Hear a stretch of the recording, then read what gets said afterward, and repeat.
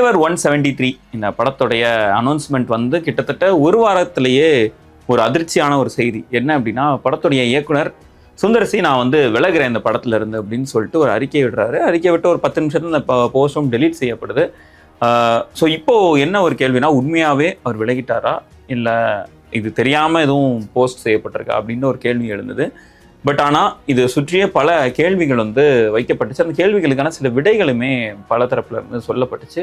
ஆனால் உண்மையாகவே behind the screen என்ன நடந்தது அப்படின்றது ஒரு மிகப்பெரிய கேள்விக்குறியாகவே இருக்குது. இதெல்லாம் குறித்த கமல்ஹாசன் அவர்கள், இந்த படத்துடைய ப்ரொடியூசர் கமல்ஹாசன் அவர்கள் ரீசெண்டாக ஒரு இன்டர்வியூவில் பேசியிருக்காங்க. என்ன அப்படின்னா, என்ன சொல்லியிருக்காரு, இந்த ஒருவேளை மறுபடியும் இப்போ விலகிட்டதாக அவர் அறிவிச்சிட்டாரு, திருப்பி அவர் வந்து இந்த படக்குழுவில் வந்து இணையறதுக்கான வாய்ப்பு இருக்குதா அப்படின்ற மாதிரி கேட்குறாரு. அதுக்கு கமல்ஹாசன் வந்து அவருடைய ஸ்டைல்லையே ஒரு ஆன்சரையும் கொடுக்குறாரு. என்ன அப்படின்னா, அதுதான் அவருடைய பதிலை சொல்லிட்டார்ல, அந்த அறிக்கையில் நீங்கள் பார்த்துருப்பீங்களா, அவருடைய பதிலை சொல்லிட்டீங்கல்ல, அதுதான் அப்படின்றதையும் சொல்லியிருக்காரு. ஸோ என்னன்னா, இந்த படத்தில் அவர் திருப்பி இணையறதுக்கு வாய்ப்பு இல்லை அப்படின்ற ஒரு விஷயத்த மறைமுகமாக சொல்கிறாரோ அப்படின்ற ஒரு சந்தேகம் உண்மையில் எழுது. அதே மாதிரி பார்த்துட்டோம் அப்படின்னா, அடுத்தது நீங்களும் ரஜினி அவர்களும் இணைந்து ஒரு படம் பண்ணுறதுக்கான வாய்ப்பு இருக்கான்னு கேட்கும்போது, இல்லை அதுக்கான அது டோட்டலாக வேற கதை, அந்த படத்துக்கான கதை கேட்கிற வேலையும் சைடில் போய்கிட்டு இருக்கு அப்படின்ற ஒரு விஷயத்த சொல்கிறாரு. அது மட்டும் இல்லாமல் இந்த படத்துக்கான கதை கேட்கிற வேலையும் இப்போ தொடங்கியிருக்கு அப்படின்ற ஒரு விஷயத்த அவர் குறிப்பிட்டிருக்காரு. அண்ட் தன்னுடைய ஹீரோ, அதாவது ரஜினி அவர்களுக்கு பிடிச்ச ஒரு கதையை தான் தயாரிக்க போகிறதாகவும் சொல்லியிருக்காரு. அண்ட் இந்த படத்துக்கு அப்போது முழு பொறுப்பு வந்து இப்போ ரஜினி அவர்கள்ட்ட அவர் கொடுத்துருக்காரு. அதாவது நீங்கள் உங்களுக்கு எந்த கதை பிடிக்குதோ அதை நீங்கள் சொல்லிட்டீங்கன்னா போதும், நான் அதை ப்ரொடியூஸ் பண்ணுறேன் அப்படின்றதுக்கு கமல் அவர்கள் வந்து இப்போ தயாராக இருக்கிறாரு. அண்ட் அது மட்டும் இல்லாமல் மற்ற இயக்குனர்கள் இதில் வந்து இணையறதுக்கான வாய்ப்பு இருக்கான்னு கேட்கும்போது, கண்டிப்பாக இணையறதுக்கான வாய்ப்பு இருக்குது. எங்களுக்கு ரொம்ப முக்கியமானது என்னென்னா, ஒரு நல்ல கதை இருக்கணும், அவ்வளோதான் அப்படின்ற ஒரு விஷயத்த அவர் சொல்லியிருக்கிறாரு. இணையறதுக்கு வாய்ப்புங்கிறது வந்து அதான் போட்டிருக்காருல பேப்பரில், அதுதான் அவருடைய கருத்து.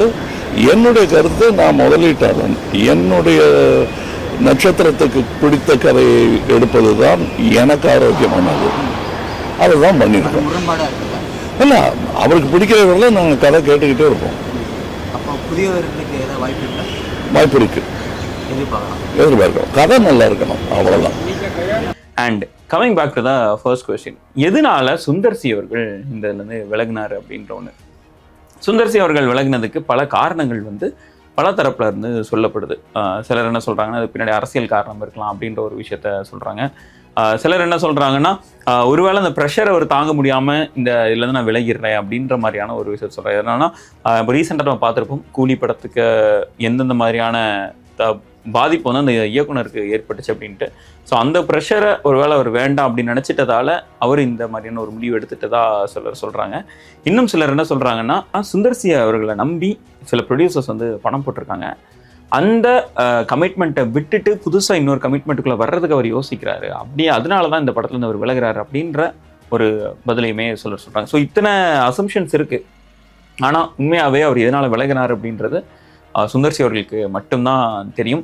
அண்ட் இந்த ஒரு செய்தியை வந்து இப்போ கமல்ஹாசன் உறுதியும் பண்ணியிருக்கிறாரு, இல்லை அவர் உண்மையாகவே விலகிட்டாரு, இதுக்கப்புறம் திருப்பி சேர்றதற்கான வாய்ப்பு எதுவுமே இல்லை அப்படின்ற ஒரு விஷயத்த அவர் சொல்லியிருக்காரு.